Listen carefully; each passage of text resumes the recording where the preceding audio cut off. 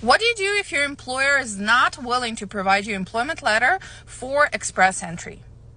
So here's the story. The client books a consultation with Corey. She received an invitation to apply last week, and she said, look, I have all the employment letters done. I have everything ready to go. Can you just help me file a PR application to make sure everything is correct?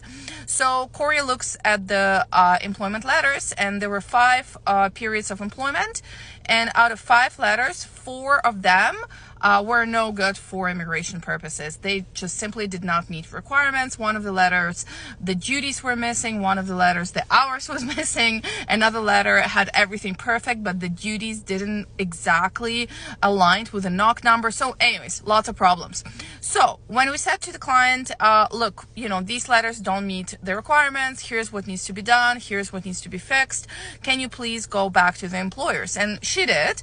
And she went back to one of the employers, and she just simply couldn't get in touch with them. She couldn't get any definitive answer. And I know that it happens to a lot of you guys. So this is what we told this client to do. So number one thing, when you feel that it's an uphill battle with your employer to get an employment letter, then you just need to have a right mindset. That's first of all. And you need to understand that you probably need to really push and explain to the employer how important this letter is to your immigration process, especially if it's a Canadian employer. You need to really go back and forth and fight for this employment letter.